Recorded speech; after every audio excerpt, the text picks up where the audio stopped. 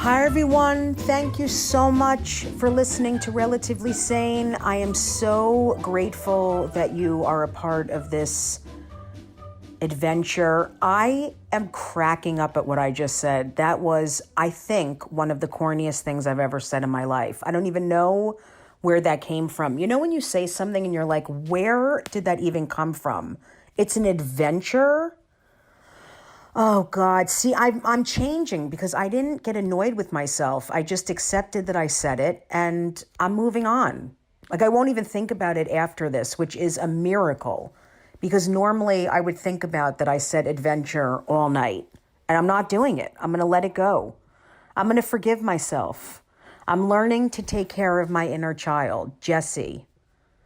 I know it sounds crazy, but I got to start taking care of her. I got to start taking care of myself.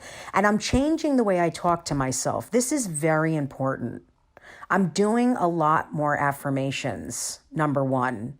I'm saying, even if I say it out loud, you're great, you're doing the best you can, you're lovable, you're beautiful, you have a size 4 body, you know, you're an incredible pole dancer. I don't know. I'm just trying to say positive things to myself. And also, I want to point this out because I know a lot of you do this. You talk to yourself negatively. For example, if I drop something, I will literally go, you fucking idiot. I say that to myself in my head. And if I notice myself saying it, I say, you're not an idiot. You're human. You made a mistake. And then I bash my head into a cabinet. But it's fine. You know why I always say I bash my head into a cabinet? Because my father did that. My father used to like hit his head and hit the back of his neck and like slam his head into things.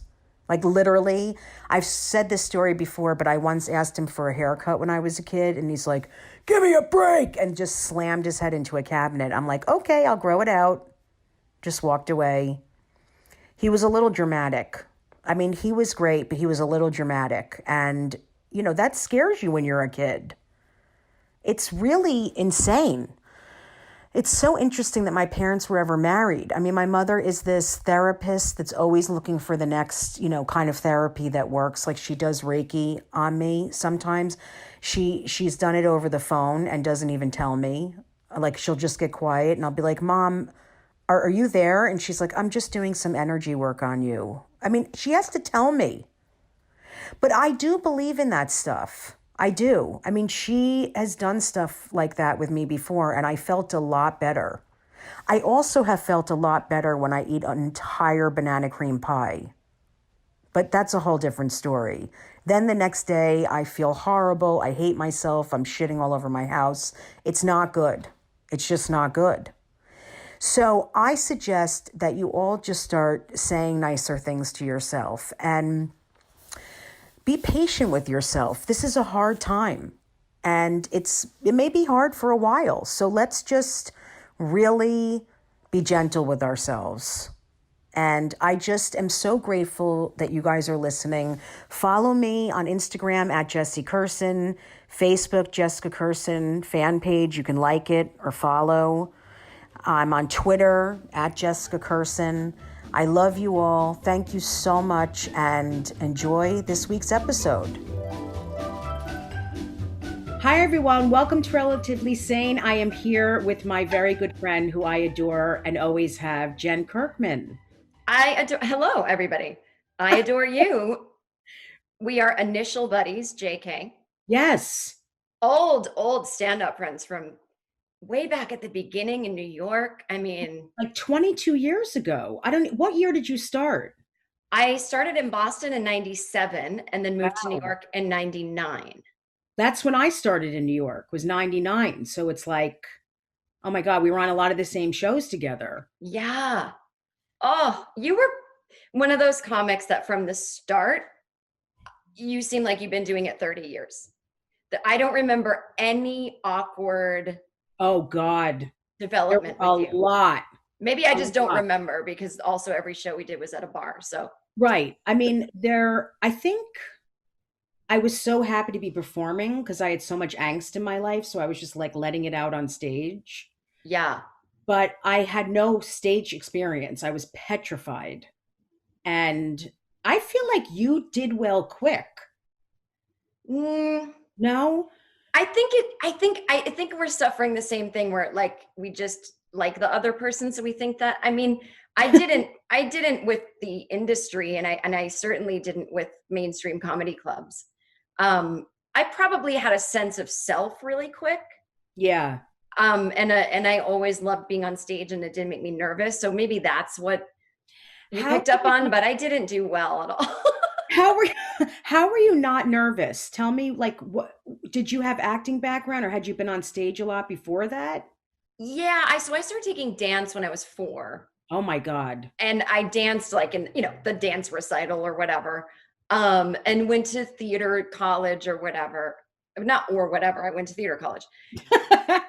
But I've had intense to where it's just, I can't believe I'm alive, because I just can't believe I didn't just lay down and die. Anxiety and panic attacks since I was a kid, undiagnosed until I was 22. So what was interesting is I moved to New York and just had a panic attack so bad walking down the street that I jumped into a cop car. I opened the back door. Talk about white privilege. I just opened the door, That's and I was like they were a cab, and I was like, I have no money. I'm having a panic attack. Can you drive me to Brooklyn? And I was in like, you know, Times Square area, and they were like, no. But so the point is, I act like that during the day, and then I get on stage, and it's the most comfortable I've ever been in my life. So for a time, it was the only place I felt comfortable. when did your panic attacks start? Like when you were how old? I'd say about 8. Oh God, Jen, that's horrible. It really is. But the thing is, and what was awful too, because it was before the internet, so I didn't know what it was. And it was Yeah. like, but my mom and grandmother had anxiety, and there's some, like, as I retell the story with perspective, I have this feeling that I probably wasn't too freaked out by it, because I probably saw them, like, my family is just a bunch of yelling, screaming, like, can't hold their anxiety kind of people. Like, my parents were like that. Hmm. Now they're old, so they're just slowed down. They do it like at a softer level. Yeah. But like, my grandmother was anxious, so I would tell my mom I'm having this weird feeling, and I would just say, oh, I feel like I'm gonna faint, and she would kind of spring into action. And I'd lay on the couch, and she'd give me a cold washcloth, and then we went to a doctor, and I did a stress test with, like, at 10, and he just said, you have stress. And I was like, yes. I was so pumped about that, because I thought it meant I was like an adult. Right. I was like obsessed with being an adult. And so, but I think it was really, I think I would have had them anyway, but it Hmm. was really exacerbated by the fact that like everything was nuclear war. Maybe there's gonna be a nuclear war. That was so big in the 80s. Like, you just thought any minute there was gonna be a nuclear war. So I think that anytime, I think I was just way too aware of like real things in life. I was always too. Yeah. It was always been hard for me picking up energy and being very sensitive and just having a lot of fear. But that's hard at that age. Well, it's so funny you said that, picking up energy, because I totally get what you mean, where there's two types of people. Hmm. Some that are kind of spongy, like you're saying, like you're picking up energy, the energy of the world, maybe the whatever of your parents, but you don't want it, right? It didn't make you like, but then there's those weirdos that are like, I'm an empath. And I'm like, bye. Like, they love that they're picking up all the energy and they think they're Yes, helping.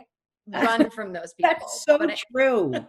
Yeah, But you're like me, you're like, I don't want all I this don't. I'm actually sensitivity. learning how to bounce that off of myself because it's so, I hate it.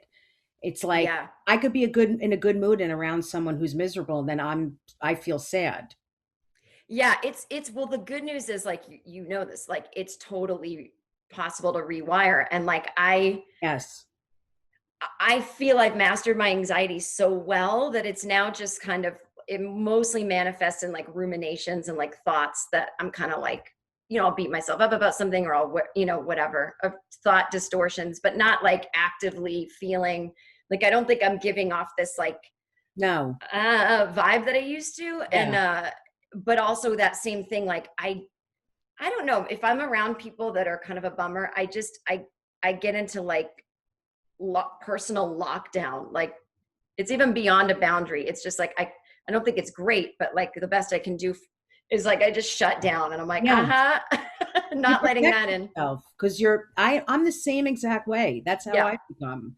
Did it get worse over time, the anxiety? Like, did it progress? Yes, because I went out into the real world. Hmm. So it was like it really got worse. It was always like it always was concentrated into phobias, so fear of flying. Hmm. And I have a really funny story actually that you might like that Oh, I want people to have hear. people have heard this if they're fans of mine, but Yeah. I assume there's a lot of people listening that don't know me. So remind me to tell you my fear of flying story, but like fear of flying, fear of driving on the freeway, fear of this, fear of whatever. And then the anxiety started to get worse and worse. Like every time my life got bigger in a good way, but every time I got further away from the familiar. So moved to New York, it was worse. Then moved to LA on my own, it was worse. And yet I kept doing things that pretty brave for someone with anxiety. Like I'll get on an Amtrak and go cross country and just go live in LA, with no money. Yeah. But it did get worse. And then anxiety does this weird, interesting loop where you forget you have like I forgot I had anxiety for so long, and I would make rash decisions, and then I'd be unhappy with them, and then I'd be obsessively thinking, and I forgot I once I got the physical anxiety out of the way, I forgot it exists in your head. And so I'd be like, I'm not anxious. Look at me, calm as a cucumber. And then I'd but be making terrible decisions and like getting married when I shouldn't have. Like my whole life was a very chaotic in my 30s, and even like, yeah, it's just starting to calm down the last couple of years where I'm like, oh, I forgot anxiety is like my reactions to I don't know, but yeah, it And did. it's It got something that you worse. can work on. Like, are there things you do to work on it? Do you meditate? Do you do yoga? Yes. Do you like I'm on medication. I do breathing stuff. What do you do? What are some things you do? Because a lot of people that listen to this Yeah. suffer from anxiety and depression and Well, they're going to love this. So I was realizing during the early parts of the pandemic that people are dealing with the type of anxiety that I used to have for no reason Mhm. in the pandemic. And so I put together all these resources. It started out as an email where I would tweet, hey, if you need some anxiety resources, email me. And now it's a 53-page PDF. And I Wow. send it to people for free. And it's all just like, it's either personal stories of mine or like quotes from books, like That's psychiatric amazing. books. Like it's nothing culty or weird. It's all just science. Mhm. Things they can read, pointing them in directions of like how they might want to handle it, meditations, whatever. So I go to talk therapy, once or twice a week, still doing that. I've just changed, like my wiring has changed where I'm like kind of in acceptance. I read a lot of Buddhism stuff. I love the intersection between, there's a lot of psychologists out there that are also Buddhists, and they've written great books. Like I'm obsessed with this guy, Mark Epstein, all of his books. Um, there's a whole bunch of people that they call themselves the Jew-Boos, the Jewish Buddhist meditation community. I'm not Jewish, so I feel like I can't say that, but that's what it's called. It's okay. I'm very offended by what you just I said. know you're so Never speak. triggered. So I do meditation every day. I do breathing stuff, like you said, if it comes up in the moment. But you got to do preventative, right? Like so Yes. many people are like, when they email me for my thing. By the way, if anyone wants a copy, email anxietybitesweekly@gmail and just say help, and I'll send it. You have to write anything Anxiety Bites Weekly at at gmail.com. Yeah. gmail.com. I'm so glad you did that. I had no idea you did that. It's awesome. Yeah. And I started this like weekly newsletter. It was just like a fun thing to do. But once I started doing preventative stuff every day, that's when everything changed. And everyone's like, I don't have time. And it's like, but it takes 10 minutes. Like Yes. like I have to do it first thing in the morning before I get out of bed. And I love reading stuff. And I just like, I'm less afraid of like expanding my mind. Like I used to be afraid of like any writing that had to do with death or whatever, and now I'm just kind of, I don't know how to say it, but I just eventually all this shit I was doing accumulated, and Well, there was get this, to the point where you change. like, did it get to the point where you were like, I've had it, and you just decided to? Because I mean, for me, I hit a bottom like emotionally where I was so anxious and couldn't handle it anymore. And I just was like, I have to do something or I'm not gonna be able to function. Yeah, I think I kind of hit a bottom, but I kept like not knowing the bottoms were related to anxiety or like Mhm. over the years just being, I realized one day if I keep saying I can't be helped, I have it worse than anyone. There's like a narcissism to that. Like I'm so Yes. special, I'm so unique. And when people call me out on that, that's when I really am able to turn it around and listen. Mhm. And I feel like maybe my therapist said something like that to me. And I was like, oh. And then I had a psychiatrist that used to provide my medication and now I'm not on meds, but I go back on and off depending on what, if something really, there's just times in my life when it's been 3 years, I go back on for a year of antidepressants. And he was just like, can you have a sense of humor about this? Like, where's the humor? And I was like, oh. And so he taught me to think. So the bottom really for me was realizing I'm so afraid to fly that this is going to mess up my life, because I never wanted to be a touring comedian. I just wanted to do local stuff and maybe have someone put me on a show or something, like a Mhm. TV show. Like I didn't even know, I've never dawned on me that I'd get on planes and go places. And so I think I realized it when I started doing that. Like if I don't just make a decision, like no, you know, Yeah. uh, it doesn't end the minute you make the decision, but makes the work you're doing easier, right?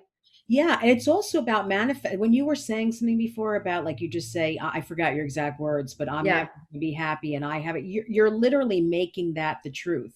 Yeah. And And it's yeah. manifesting that. And I'm big into like realistic affirmations. So like it doesn't have to be like, and I'm gonna be a millionaire. It's just like I am okay, is like, I Yeah. am safe. Like we never talked to ourselves like that. Like I never thought I was safe growing up. Like this notion that like your parents are supposed to comfort you. I mean, they were very nice, they're very nice people. And my mom was very affectionate. My dad was too. But it was so fucked up because as day to day um you know parental as they were, they'd also be like showing me how scared they were of the world. They'd be like, Yeah, I had we that might get too. nuked any second. I'm like, well, the hug you just gave me cancels that out, right? No, I had this side. I had anxious parents, and it was not easy. It definitely made me more anxious. Did you grew up with two sisters, right? Yeah, two older sisters, so Oh, I so was you're kind the of an youngest. only, yeah, so I was kind of an only child. They were both Mhm. gone by the time I was 8, Right. and I didn't live with the both of them except for the first 4 years of my life. And then one went to college, the other one was like a teenager, kind of wanted nothing to do with me, and then it was just me. So I kind of don't, I mean, we're close now, but I know, but it's weird growing up like that. yeah, I was kind of like an only child. And but I liked it. I'm so glad though, because as anxious as I was, having sisters that were older than me, I would go visit them at college. And Mhm. when I first saw a dorm when I was 8, I was like, this is fucking awesome.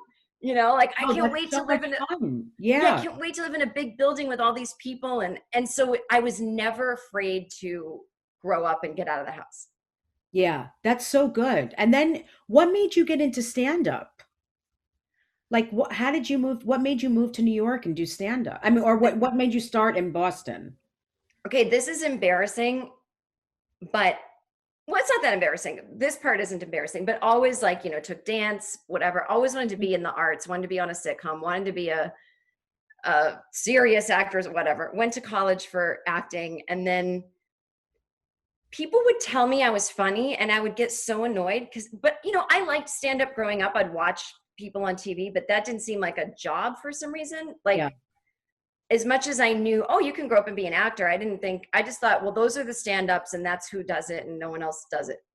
right. So I wasn't one of these people that was like listening to the Carlin records. It's like I wasn't. I mean, I knew who he was, but I wasn't either. I used to lie about it when I first started out because that's just what everyone said. I used to just like take on the identity of some dude. They're like, did you listen to Pryor and Cosby records growing up? Oh yeah. Yeah, I listened to every record. I used to just replay them over and over again in my bedroom. I said the same shit. It's so funny. Well, in high school, I was in like a punk band with my friends. So really, I just wanted to be a loudmouth kind of feminist Yes. voice, you know? And then I go to college and then I do the acting thing. And then I get into this comedy troupe. And then my friends keep telling me I'm funny. And I'm like, I'm not, I'm serious. I'm a serious person. And my friend used to like, she had this big camcorder, you know, when they were like 100 Yeah. pounds. And she used to, she used to record me smoking on our stoop of our dorm and just ranting. And she was like, this is funny. And she was like, So funny. you should do stand up. And I was like, no. So cut to like, I graduate college. No one's offering me any acting jobs. I realized that stand up is a thing for someone that really wants to be heard and get on stage. My friends that I was in the band with were like, oh, we weren't serious about this. And I was like, what? I thought we were going to, everything was just falling. And I realized I'm here alone wanting to be on stage. And I read Roseanne's biography and Joan Rivers' biography. And my roommate, this guy, Tim, who's still a friend of mine, we had this apartment and he would listen to Lenny Bruce records and I would fall asleep listening to Lenny Bruce records. And I know it sounds pretentious because I feel like people are like, you know, he's just reading his court transcript, but I liked whatever he was doing. I liked that rhythm. Yeah. Yeah. And I wanted to be that. So I started doing stand-up because of like, I wanted it. I didn't know what year it was. I've always been a little bit in a fantasy. Mm-hmm. So like, even though it's 1997, in my head, it's New York in the 60s. And I start doing stand-up. You know Eugene Merman, right? Yes, of course. So I go to this audition in Boston. Mm-hmm. It's to host a game show. And the audition consists of, you just have to get up on stage and say one funny thing. That's it. And then you sit back down. It was a huge open casting call. And I did it. I don't even know what I said. Wasn't that funny? Sat down and Eugene was sitting there and he was like, do you do stand-up comedy? And I lied and I go, yeah. And he goes, well, I run an open mic. And he gave me a flyer and he goes, you should come. And I'm like, great. Then I call him at like 2 a.m. drunk. And I'm like, I'm the girl you met. I don't really do stand-up. Yeah. And he goes, it's just an open mic. And I'm like, well, I don't know what that is. I didn't know what that was either. Yeah. Well, his said it was a booked open mic. So I was like, whoa, what is that? Yeah. So the first time I did it was at his show. And it was exactly fulfilling this Lenny Bruce fantasy. It was in a tiny bar. You could still smoke inside. I sat on a stool and I smoked. And who knows what the hell I was going on about. But, you know, just going on with my opinions about things.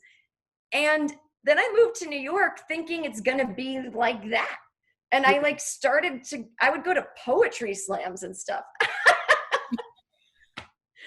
And so that's kind of how I started. And then I kept going. And you know how it is. You just keep doing free shows every night. And I really loved it. I mean, I don't love it right now. Not even because of the pandemic. I'm just so tired of it. I kind of want to go back to that. I was just talking to someone about that. I feel the same. I'm doing it. Yeah. Not a lot, but I'm doing it, but I don't love it anymore. No. And even before the pandemic, I was like, this is getting real. This is like, you know, for a long time, it doesn't feel like work. I mean, I feel so spoiled saying that, but it's really true. Yeah. But it feels like work. Like, I just feel like I have to think about everything I'm saying so much more. And I have to think about the audience so much more. And I'm just more anxious about the travel and the this and the that. It's just so much going on. What have you been feeling about it? Like, what do you Yes.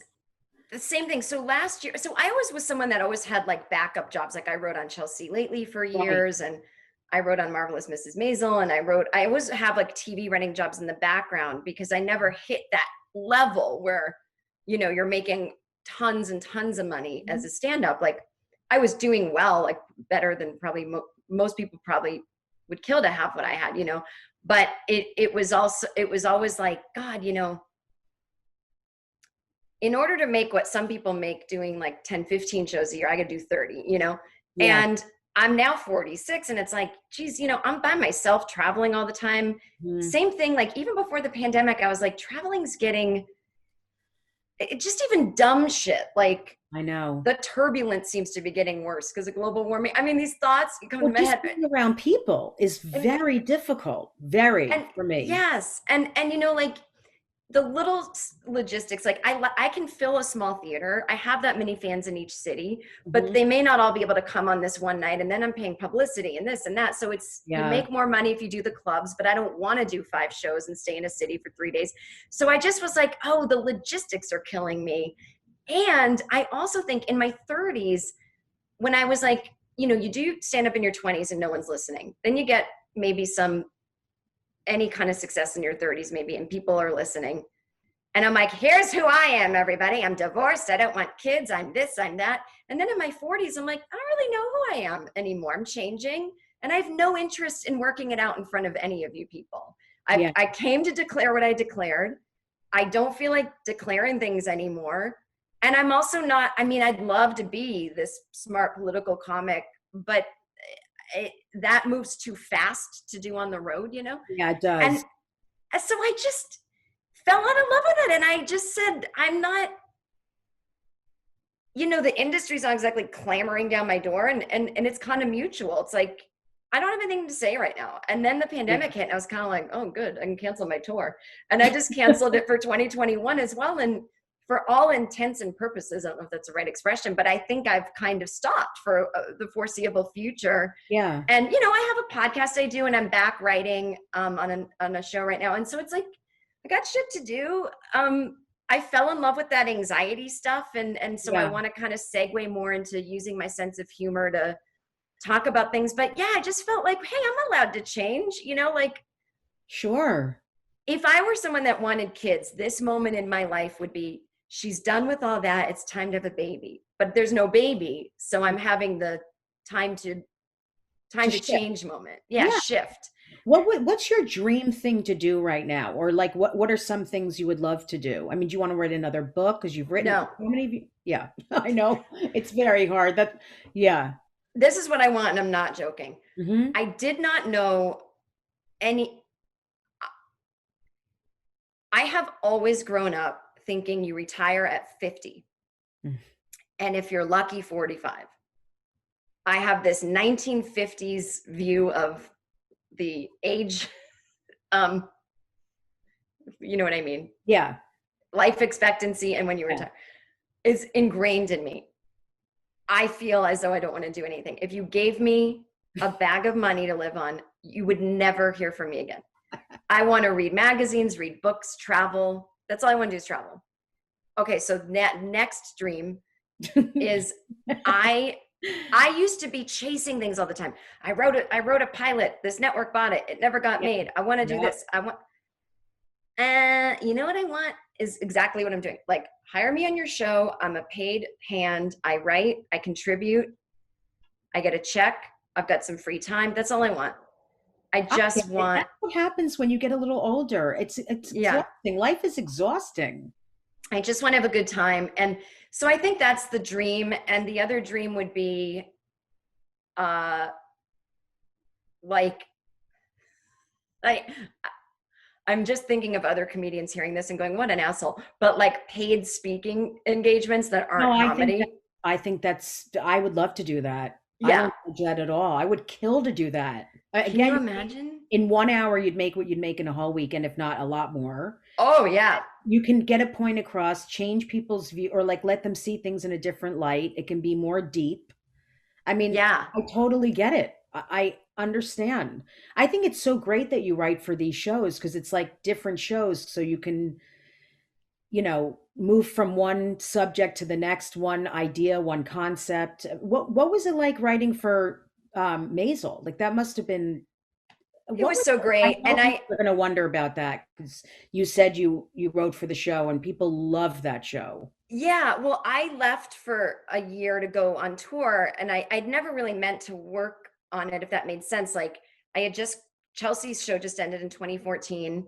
I Hmm. had some of my own stuff going on. I started touring. I was trying to make like an international name for myself. I had this fantasy if I got famous somewhere else, I Yeah. could go live there. Yeah, no, I've had that too. I see these comics like I'm huge in, Norway or I'm huge in Holland. Yeah. It's like David Hasselhoff is huge in Germany. I was trying to find my Germany, and I was Yeah. and I was traveling a lot and blah blah. And then I got the call to work on this show, and it was like dream come true because it's like Lenny Bruce, New York in the city. I mean, it's like my soul. Mm-hmm. And I went to New York like half the year to work on it, and then that was like 2017 and 2018. But I actually didn't mean to get a job those years, and like even though I loved the show, I had to resign, and I was going to do this tour and this other thing. And then during that year, I was like, I'm miserable. I missed the show, Yeah. And I don't, and so, but what was so cool about it is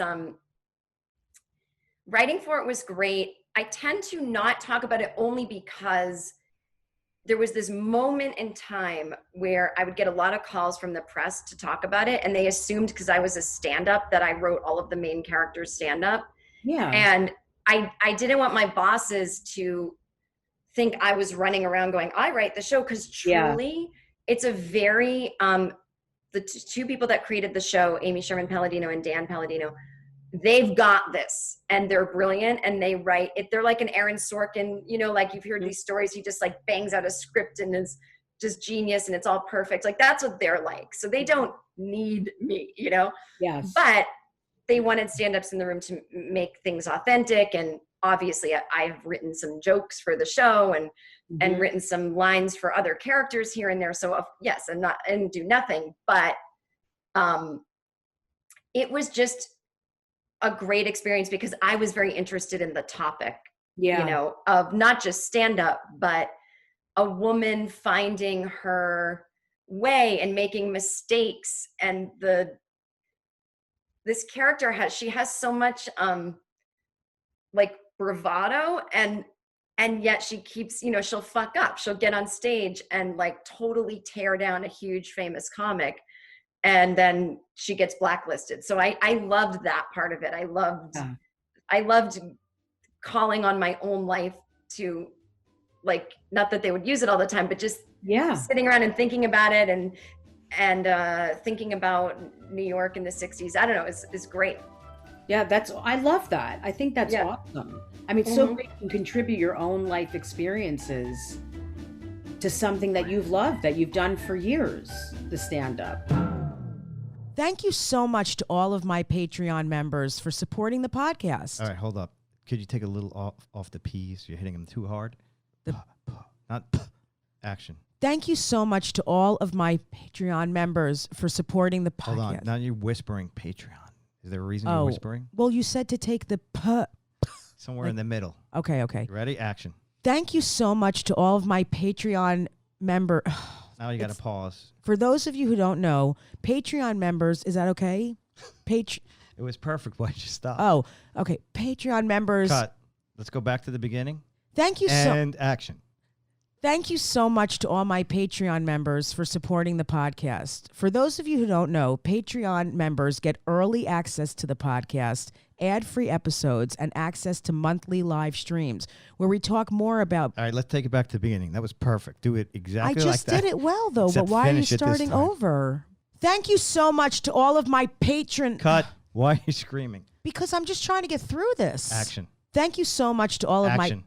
Thank you so much to all of my Patreon members. For those of you who don't know, Patreon members get early access to the podcast. Perfect. Keep going. There's so many P's. Keep going. Keep going. Ad-free episodes. You could cut this out, right? For those of you who don't know, Patreon members get early access to the podcast, ad-free episodes, and access to monthly live streams where we talk more about being relatively sane. Hold up. Did we agree on monthly live streams? Yes, you told me I should do them because it'll get more members. I don't know how to do a monthly live stream. Don't you just talk in your phone? We'll figure it out. Come on, let's get through this. We have to go. We should speed this up. All right. Thank you so much to all my Patreon members for supporting this podcast. For those of you who don't know, Patreon members get early access to the podcast, ad-free episodes, and access to monthly live streams. We don't know what that is, but whatever, where we talk about being relatively sane. If you want to join our fantastic community that is so corny, go to patreon.com/Jessica Kirson. That's patreon.com/Jessica Kirson. That's Patreon. I think you said patriot.com. Go to patreon.com/Jessica Kirson. That's patreon.com/Jessica Kirson. Patreon.com/Jessica Kirson. Thanks again. And cut. That's a wrap. Ugh. And it's great to be like, you know, the show is total fantasy, obviously, right? Like it's based on reality in some ways, but in some ways it's like, no, Lenny Bruce didn't actually become best friends with this female comic. But like the reality, what was making me sad about the show, which I'm half joking, was that like nothing much has changed, you know? I know. In terms of like the reaction to being a woman on stage. And I was like, I don't even have to, like, I can just give them a story from 2019 and you could put it on the air and you wouldn't even know. Isn't that incredible? What's crazy experience you had as a woman on, or one of the worst? I mean, I know I've had so many, but is there like one that really sticks out to you? Well, you know, here's the thing that's now going to negate everything I just said. I never had these total literal moments like that. I don't mean like someone's like, you suck and doing something, but like times when you felt just horrible and uncomfortable and like, oh yeah. I mean, I think, okay, so I've been having this like moment during the pandemic where I'm like, every single bit of this industry was built by men. And it's like in the 80s when women thought feminism was I wear a suit and act like a man. I feel like I've been doing that this whole time. Not that there's like a woman or man way to act, because I also don't feel totally like, if I were born now, if I were born 20 years ago, I'd probably be one of these people that's like, I'm genderless, non-binary. Like I always just feel not either anything, but the grand scheme of things, like what I was saying before, you know, like lying about listening to comedy albums, or this notion that, you know, I've got my own fun little fan base. And when I'm preparing for a Netflix special, instead of going and performing for them, I bought into this myth that you have to go to every hardcore comedy club in the country and do the 11 p.m. show. And if you can make those guys laugh, then it's funny. And it's like, it doesn't mean it's not funny if they don't. Like, anyway, so just all this kind of the way I treated myself was like built on, and just the differences. And like, I did a show, just the way that I was written about sometimes, you know, I had a very innocent bit about having a one night stand with a younger guy after I got divorced, and another very innocent bit about masturbation. And I didn't even like say the word masturbation in the bit. And like Louis is like the height of his career at this point. And, you know, we all secretly know like what he's doing. And yet like, if people wrote about me, it'll be like, she's a dirty comic and blah, blah. And I was like, what? Like, no. So it's like stuff like that. But I think like I'll never forget this one moment. I was backstage at like a club in South Carolina, and like the club owner was there. And like, for anyone listening, they're the people that like, they've got to get you to and from the club in the dark, you know, whether they drive you themselves or they call you a cab or whatever. But like, these are the people looking after you, so to speak. Yes. And this guy is sitting there, and there's 2 books on the bookshelf, and they're both Bill Cosby books. And this is right when he's being like the height of everything coming out. Yeah. And I said, oh, I'm on a book tour, so we should put one of my books on the shelf. He goes, no, I'm making a statement with that shelf. And I'm just alone in a room with this guy I don't know, who's basically telling me he doesn't believe 64 women, that Bill Cosby didn't rape them. And if he did, they were asking for it. Why'd they go to the hotel room? So how does that make me feel sitting there? You know, like I wasn't actively scared, but I'm just saying it's moments like that where you just have to go, oh, this guy hates what I am. And, well, it happens all the time when I'm around men who I know they hate women. Yes, it's that. I want to say, what happened to you? Like, who hurt you? I have said that on Twitter and stuff. It's like, what happened? Why are you like this? Because they had a horrible experience with women, and it just made them hate women. Yeah. And also, I feel like a lot of those people who defend Bill, you know, that kind of stuff have done stuff. I think that's what it is too. And I think that's why it can be really scary to be in a room with, you know, it's like sitting there, like if you're Jewish and someone's got a swastika and they're like, listen, this stays on the wall. This stays. And you're like, no, I know. You're like, no, I can't stay on the wall. Not with me. Yeah.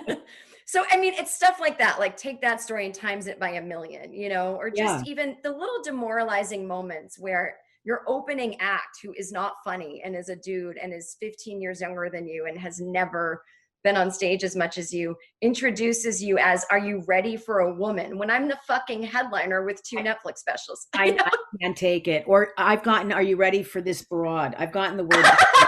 I'm like, I like that one actually better. don't. Well, I'm kidding.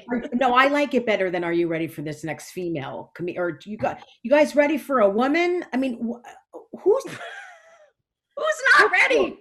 No, I know, but you know what? It also like immediately makes them think, "Oh, it's a female comic. She's not going to be." I can't explain it. It's just not fans, of course, but people who don't know us are going to go up and be like, "Oh, a woman comic." Like it literally puts that in their head. And women act that way too. I've had women come up to me and go, I'm sure this has happened to you. "I don't normally think women are funny, but you're funny." Constantly. And I'm like, why do you even think that?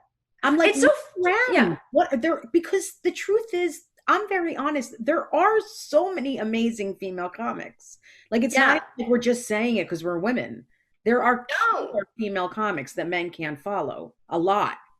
So many. And growing up, like something definitely happened. Like it was going well and then it got worse because I grew up seeing so many women on TV that were comedians, Elaine Boozler, whatever. Like it never, if I'd wanted to be a comedian as a kid, it would never have dawned on me to go, well, I can't because I'm a woman. There were other things that I thought, oh, women don't usually do that, but not comedy at all. And it was I'm sure the women themselves would have a different story about what it was like on the inside, but from the outside, I saw a lot on TV and in sitcoms and stuff. And now I think if I'm putting on a show, people, not necessarily me, but any female comics put on a show, it's like because they have to put a woman on because it's today's times and everything's so PC and it's, everyone's against the white man. And it's like, no, the woman's just on the show because she's funny. Like everything has gotten so crazy. I feel like it was going well and then it just dipped to this point of like, I'm telling you, it's why I have not watched The Handmaid's Tale. I will not watch it because it feels so real to me. I can't. And that's what people say when they're trying to pitch you on it. No, this is like what's happening. Yeah, I don't need any more of that. Thank you. I don't need to watch a TV show that's like paralleling what's happening in real life. I cannot. No, I tend to keep it real dumb when I watch anything. Like I don't, or watch about horrible things that have already happened and that has been, sealed up and closed, and we don't have that anymore, even though there's not really many things like that. But, well, it's so funny too, because, women are like half the people that buy tickets to comedy. Like they make the plans, they're going out with their girls or the date, and they want to see women. And by the way, my least sexist, I never have sexist experiences with the audience. Like even at the beginning when I sucked, like they just treated me like a comic who sucked, the audience. It was never gender specific. Me too. I mean, it was the industry. That's totally true. It is. I remember those people at Comedy Central so back in New York, everyone who's listening. I know 100%. I've talked about this so many times. Not on the podcast. I know exactly what you're going to say, but go on because I want you to say it. In the later years, late 90s New York, what was called alternative comedy, because it was just performed outside of a comedy club. These people that ran Comedy Central, and they would put they'd put comedians on TV or not put them on TV. And one of the women said to me, so my girlfriends and I started this show at B3, you remember? Oh my God, that's a flashback. Yes, I know. That's, I think, where I first met you. Avenue B and 3rd was this little bistro. And a friend of mine started a show there, and then I started helping her book it. And then my boyfriend at the time booked a show at this little like hotel lounge, and I helped him with that. And this Comedy Central woman said to me, when you book and do your own shows, it makes you look not funny. It makes you look like you're not wanted elsewhere. It's not a good look. I love the rules they came up. They literally people, it's as if you're watching an asshole speak. I'm not kidding. Like an actual, literally an asshole just going, if you do your own show, and it's that she made that up. That makes no sense. Yes. Everyone produce shows. Everyone. And I said, Sure. what are you saying this to the guy comics? Because they're doing it too. And people are having fun in the audience, and truly no one else will have me. So that's why I'm fucking doing it, Yeah.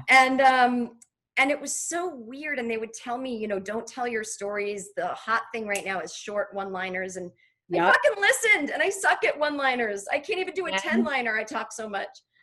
I got the same thing. I will finish what you're going to say, and then I think that was basically it. And it was so funny because, so then, when I was living in New York the last couple of years, I go do this gig, these young guys in Brooklyn, and they run their own show, and it was pretty packed. They have at least 100 people. Mm-hmm. And I asked to go on first because I'm old, and they thought I was asking because I was nervous. They didn't know who I was. And I don't mean that I'm somebody, but they didn't. You are somebody. I mean, you are somebody. So that's. But they didn't even assume she might be a professional. She looks a little older than us, nothing. So I do well because I'm not an idiot. Mm-hmm. And I get off stage and they're like, "You're really funny." And I go, "The way you're saying that makes me think you don't know that I've been doing comedy for 24 years. And they're like, "You have?" And I go, "Yeah." And they go, "Oh." So they go, "Where'd you start?" And I said, alternative comedy in New York. And they go, "Oh, didn't Aziz Ansari start that?" I go, "No, he did not. No, I can't. No, this kid that started doing comedy. Yeah.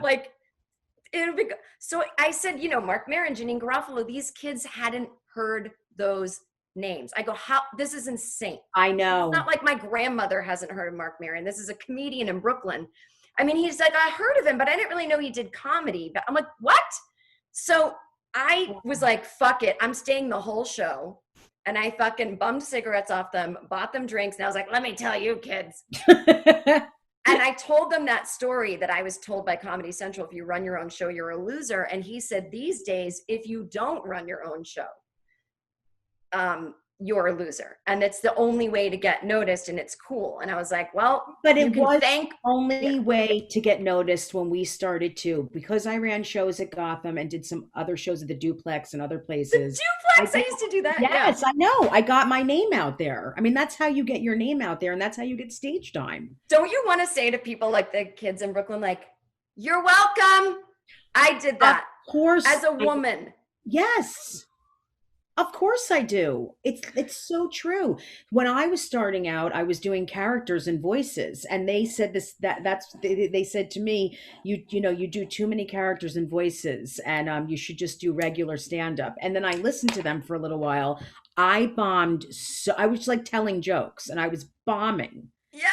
Well, I don't mean yes, I remember, but I was doing the same. Yeah. Yeah, and miserable. And then finally, I was like, what am I doing?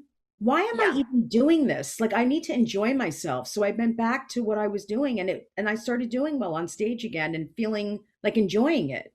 And I remember you used to imitate, was it your mother or your grandmother that you would imitate? Yeah, it was. And same, and I imitate my mom. And I remember, when I moved to New York, it's always like people always want to ask what your influences were, as though what you thought at 10 isn't important to know about. It's like, I liked Gallagher when I was 10. Don't ask me my influences. Yeah. But like when I got to New York and I started watching Judy Gold work, I was like, oh she's a genius. And this is what I want to do. And listening to Howard Stern. Yeah. Yeah, like people who imitate their parents was like a thing. And I was like, oh, I do that naturally. Like when I talk about my parents, I didn't know I could do this on stage. And it's like when you see it live. And so to me, it was like I was trying to be like her, that was my inspiration. Yeah, I love when people imitate people in their lives, but that was literally said to me. Yeah. And those people paid no attention to me for years. Yeah. For years, until I was noticed by, it's like, that's the story of my special for Comedy Central. I couldn't get a special, and everyone was like, how can you not get a special? Like, what is going on? And then Bill Burr called me and was like, I want to give you a special. And then the people at Comedy Central were like, we love you. We've always loved you. I'm like, no, you haven't. Oh, when Bill did that, when I saw that you guys were producing this special together, I was like, fuck you motherfuckers. Not fuck you guys, fuck the people. Yeah.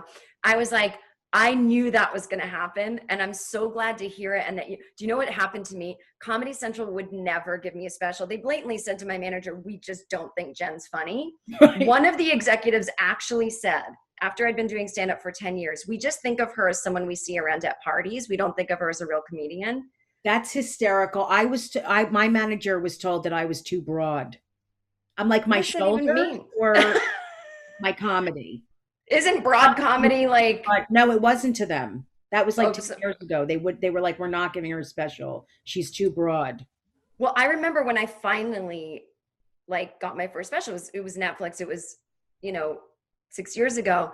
Mhm. This woman that worked there, I had known from other things my whole career. Mhm. And she wanted to bring more women onto the Netflix. So I got a special, it did well. And so they gave me another one right away.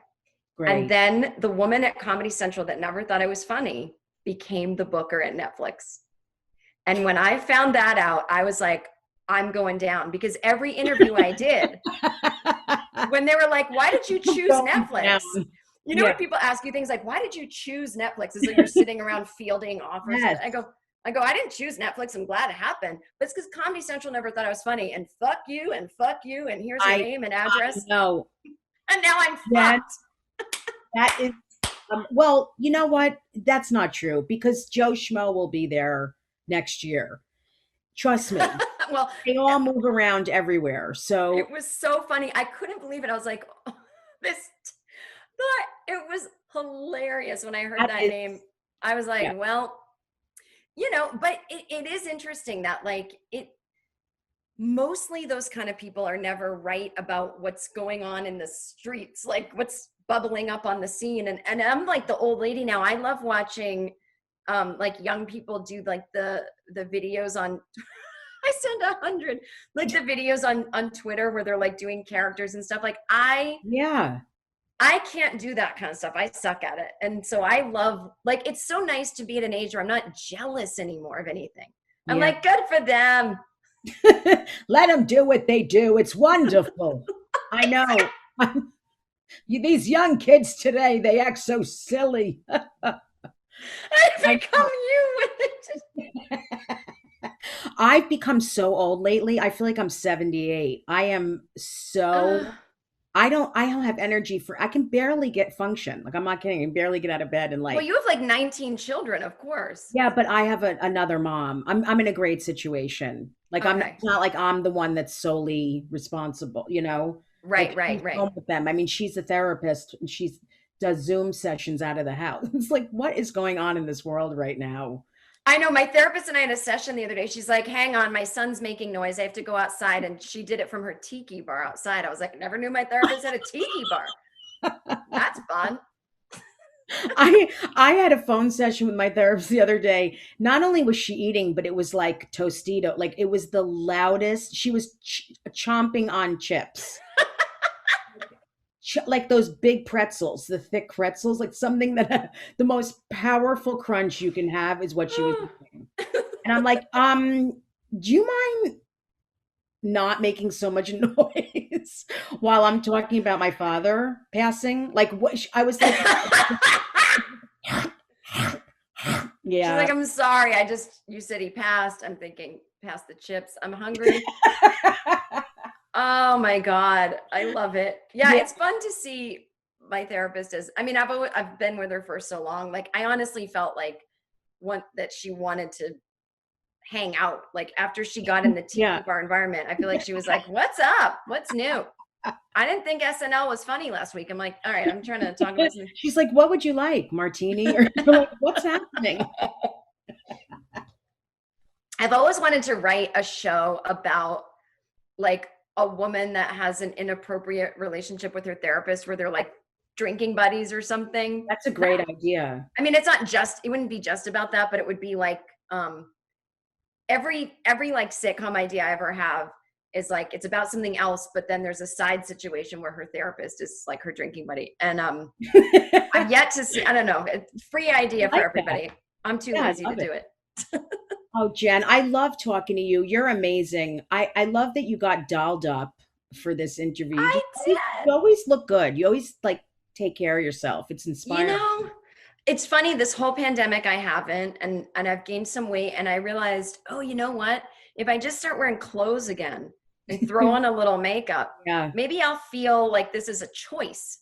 Like, you know, so I pretend it's almost like I'm a little kid again, and I'm like playing, I'm playing house. Like I get dressed up like a lady and I sit at the computer and I pretend I'm at work. So, but I'm 100 because I have one of those chains on my glasses. I know, that is intense. Are you sitting on like a cushion? I'm sitting on a white chair. I know, you look great. I'm serious. You guys, I know a lot of you listen and a lot of you watch on YouTube. You should see. You look amazing. Well, and also I want to point out to anyone watching, peel and stick wallpaper behind me. Wow. I noticed the wallpaper the whole time. I love it. It's peel and stick. I kind of redid my living room during this and got white furniture, which is something that you cannot do with children. Mm-hmm. And so these are things that people without kids get to enjoy, is white furniture. Mm-hmm. And you know, it can't hug you back at night, but it doesn't, you know, I don't have to send it to college either. Well, either can Mike. Not all 4 of them don't have arms, but let's not get into that. I just bought a white car for that reason, for like positive energy, because I always have a black car, a dark car. So I was like, I'm getting a white car. Are you sure it's not because you've become a white nationalist? I'm just saying, Trump's in office. She suddenly goes from a black car to a white car. It came with a huge swastika on the back and "Go Germany" sticker. But I think "Go Germany." I love That's what they used to say. I know. Can you tell people where they can reach you? And again, remind everyone where they can get the information about anxiety and all the stuff that you put together. What if I just gave my home address? They can reach me at... Well, here's what I would tell people. I've got a podcast that I do weekly where I just talk off the top of my head for an hour a week about whatever. And it's called No Fun, the Jen Kirkman podcast, because it's really about how I'm not that fun. So they can find that anywhere they get podcasts. JenKirkman.com is my website. Mm-hmm. And if they want help with anxiety, you just have to write anxietybitesweekly@gmail.com and just put help in the subject heading. The email is for that, so I know what you're doing. You don't have to write me your life story. And I send you the PDF and you're on your way. And then I never write you back again. That's so awesome, Jen, that you're doing that. I love that. That's service. I mean, you're helping people by putting that together. It's super fun. And I can't announce it yet, but I'm pitching a project that has to do with helping people with anxiety that's outside of comedy completely. Mm-hmm. And it's going to happen in 2021. So to be totally fair, I'm not like the nicest person in the world, but I did start doing this out of the goodness of my heart, and then went, maybe I could monetize this. Yeah. So I mean, that's okay, but it's because you're compassionate. That's where it came from. Well, it breaks my heart when I see people not just have anxiety, but who are so scared mm-hmm. and don't know that it's totally normal and okay. And that even if you feel 5% better, it's going to take a huge load off. Like, you don't have to get 100% better to get relief, and you can get relief really quick. Mm-hmm. And I just think back to that little kid that I was, and the teenager. I'd go to the library and I didn't even know what words to look up. I thought there was normal and institutionalized crazy. And I thought I really thought, once I tell people that I have these panic attacks, because my teachers thought I was on drugs, I would run out of the room hyperventilating. I thought, once I tell people my secret, I'm going to live in an institution the rest of my life. Yeah. So I better just wait. And, I had this thing I used to say recently, everyone who has anxiety now is so lucky. They can just Google it. And I've found out they don't. They don't know where to begin, even though they can Google it. So I figured, let me do the thing that I always wished I had, is just someone going like, here's where you can begin. There's a million remedies, from whether it's spiritual or psychological or humorous or podcasts or books or articles. Like, take it, see what works. Bye. So important. That's awesome. Well, thank you for doing the podcast. I love you.